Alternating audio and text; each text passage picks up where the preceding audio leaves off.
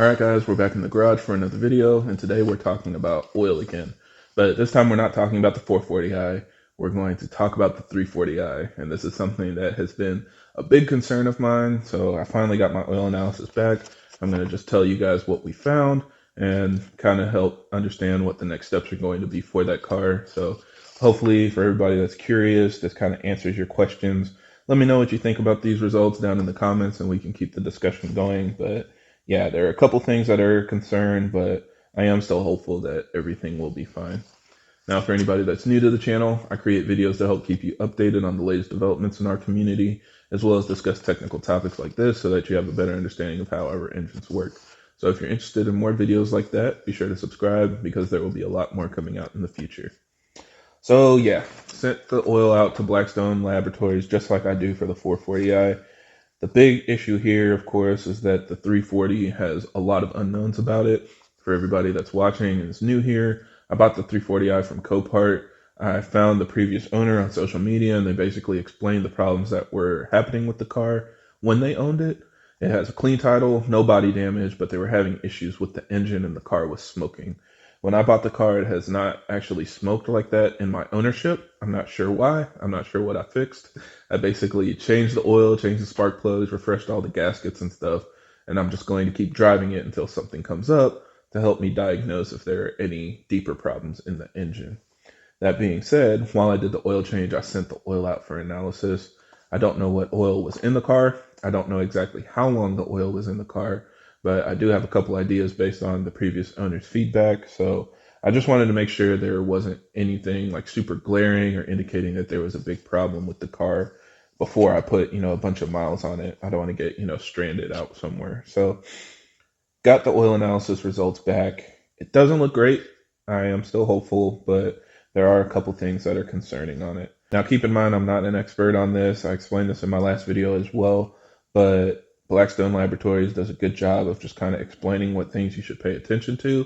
And the really cool feature that they have is they collect so much data for cars across different platforms that they can also compare your data to other cars with similar mileage and similar oil change intervals so that you know if there's anything abnormal or out of the ordinary with your car's engine oil performance. So that's what I asked them to do here without really saying that. I basically just sent them the information about the oil, and I specified that I don't know how many miles are on the oil, and I don't know what oil is in the car. And they definitely took that hint and gave me a little bit of feedback in the comments.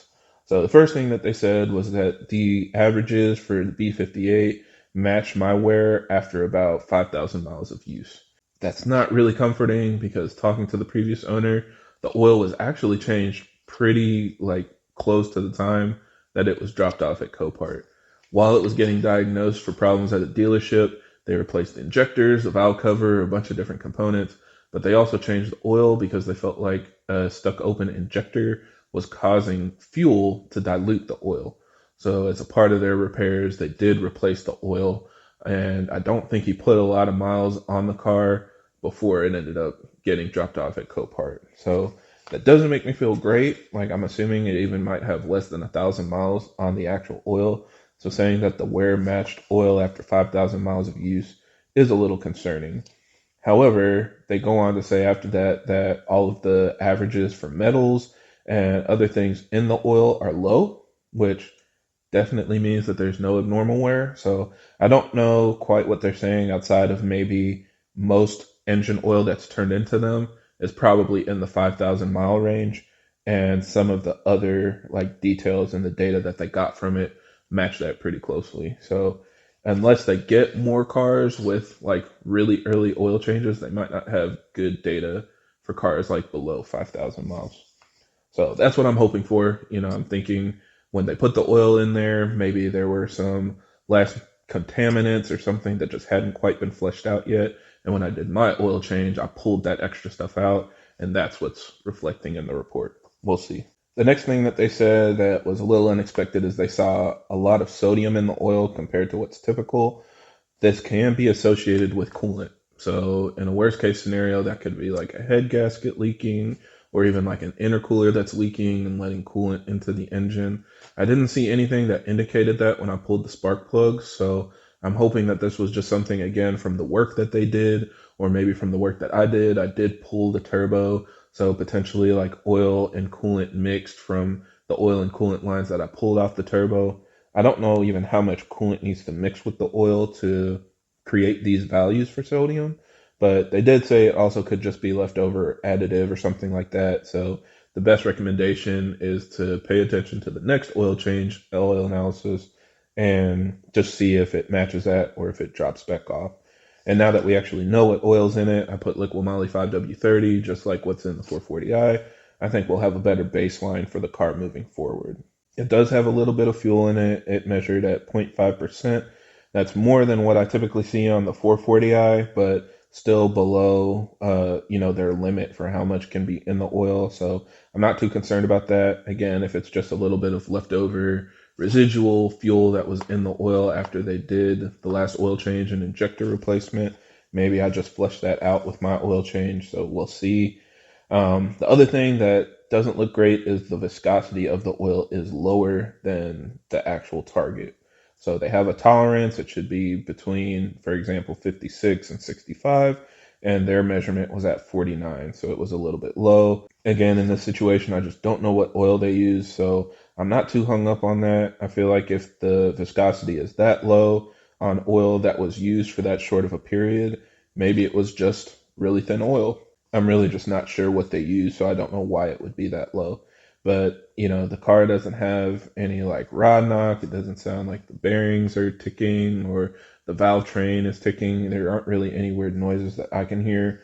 So I don't feel like that's something that I should have an issue with using the oil that I put in the car. And then finally, they did mention that the TBN value shows that there's a lot of other known active additives in the oil, which is typical with oil that's changed pretty early. So that's why I feel like maybe they just used an unknown oil in the car when they replaced it. Plenty came out, so I don't think they underfilled it or did anything else abnormal. It just seems like maybe it needed another flush to get everything out from the car after they did that injector replacement. Hopefully that's the last of it. We'll be doing another oil analysis when it's time for the next oil change, and I'll know for sure if there's, a consistent problem. Because if these values don't change, when I know what oil I put in the car and I know how long I've driven the car, that'll be a lot more telling than this. So again, not a great report. Doesn't give me the best feeling about, the oil that was in the car. But again, I'm just not really experiencing any issues with the car while I'm driving it.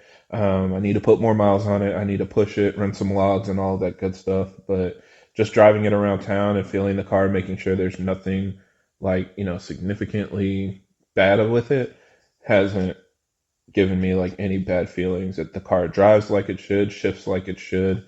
It's not that loud. I mean, the exhaust is almost a straight pipe, and even driving around town, it's not that loud. It idles smooth, drives well. So yeah, this is just a little bit of data for those of you that were curious. Since I did it, I thought I'd share it with you guys. Again, let me know your thoughts. What do you think I should do next? Is there anything else I should check out or pay attention to? Otherwise, we'll just kind of play it by ear and wait until the next oil change. So yeah, that's it for this video. Thank you guys for watching, and I hope this helps. And if you have any other questions or comments, leave them down below.